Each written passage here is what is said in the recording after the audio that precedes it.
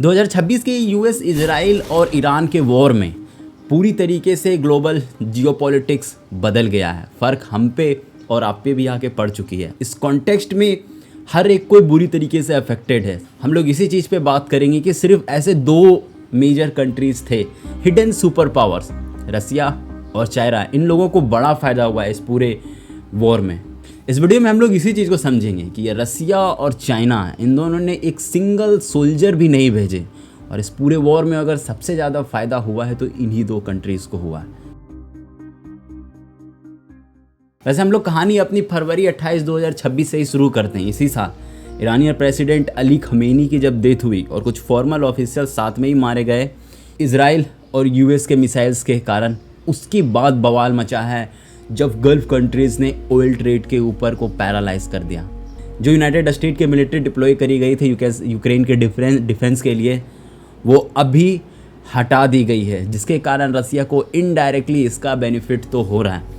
और अभी Russia Ukraine की ताक में मुंह फाड़ के बैठा हुआ है। और इसके बाद क्या, मिडिल ईस्ट में स्ट्रेट ऑफ हॉर्मुज सबसे बड़ा चेक पॉइंट, 20 से 25% तक की ऑयल और एनर्जी के ट्रेड यहीं से पॉसिबल हो पा रही है।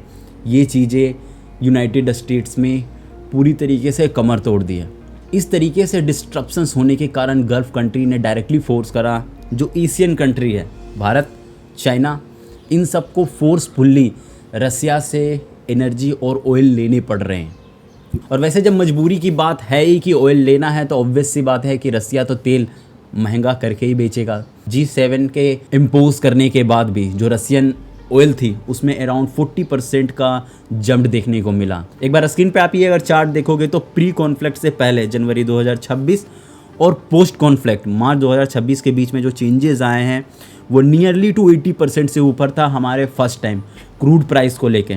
उसके बाद रसिया के डेली फॉसिल्स फ्यूल, ब्रेंट क्रेंज मार्क और यूएस सैंक्शंस जब लगी थी सबसे लास्ट में, तो 0% ट्रेड था। लेकिन अब जाके रसिया 150 मिलियन डॉलर तक की एनर्जी और क्रूड ऑयल सेल कर पाया है। और इससे रसिया यूक्रेन के टाइम पे जब वॉर हुई थी उस टाइम में सैंक्शंस लगाए गए थे, जो लॉसेस हुए थे उसकी रिकवरी पॉसिबल कर पाया।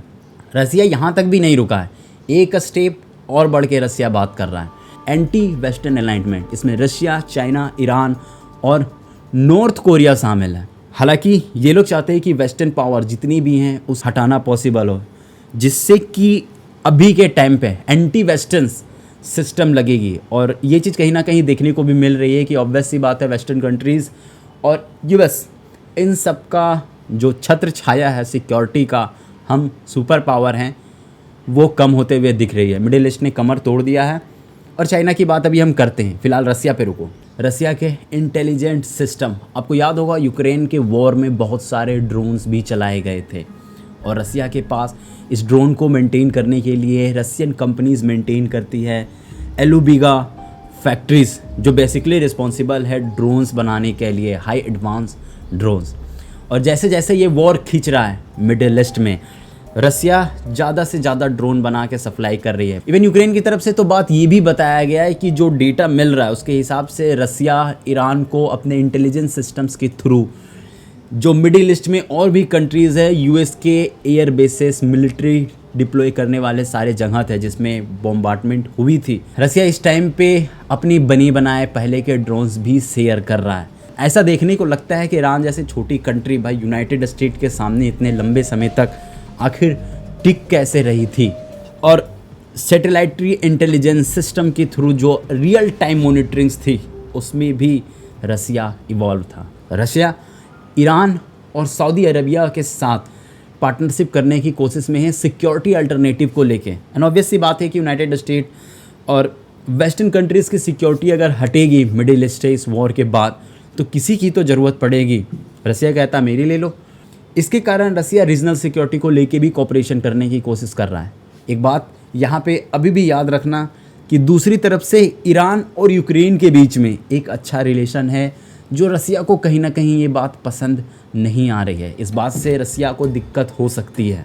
डेटा के हिसाब से ब्रिक्स और संघाई कोऑपरेशन, इनके बीच में ईरान एंट्री मार चुका है। ऑब्वियसली 2023 में संघाई कोऑपरेशन ऑर्गेनाइजेशन ज्वाइन करा था, 2024 में ईरान ब्रिक्स भी ज्वाइन कर लिया है, और सबसे बड़ी बात 2026 में ट्राइलेटरल ट्रेड भी है। इसमें ईरान, रशिया और चाइना, इन सब कंट्रीज़ अपने न्यूक्लियर वेपन्स के ऊपर में भी दूसरों का कंट्रोल दे सकते हैं कि एक्सेस होगा। सुन के बड़ा शौक लग रहा होगा आपको कि यार न्यूक्लियर पावर्स के ऊपर कंट्रीज़ कैसे इस तरीके से काम कर सकती है, लेकिन जनाब जो है वो सामने है।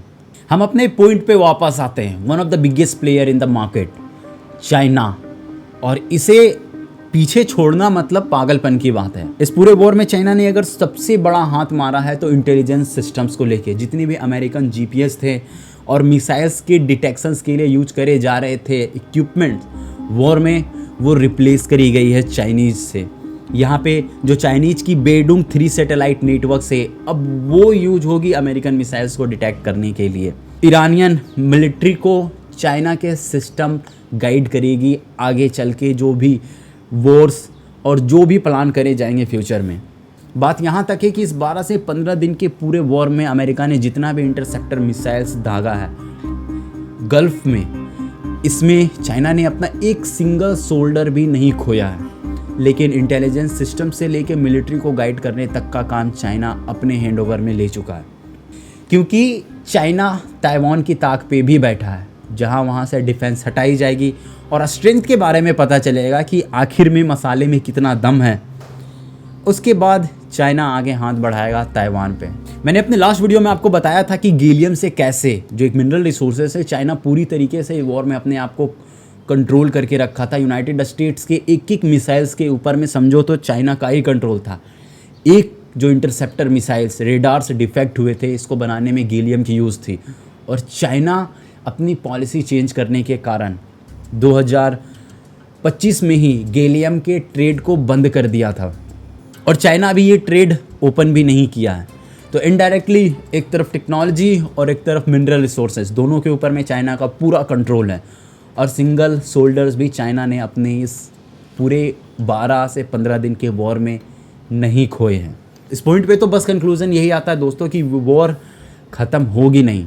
साइलेंटली हर एक कंट्री अपने अपने बेनिफिट्स और एक दूसरे सुपर पावर से एक दूसरे को एनालिसिस करने में लगे हुए हैं, किसमें कितना है दम। सॉल्यूशन अभी बिल्कुल क्लियर नहीं है। अगला step China, Russia, Iran, Israel और यूनाइटेड स्टेट, इन दोनों में से किसी का भी हो सकता है।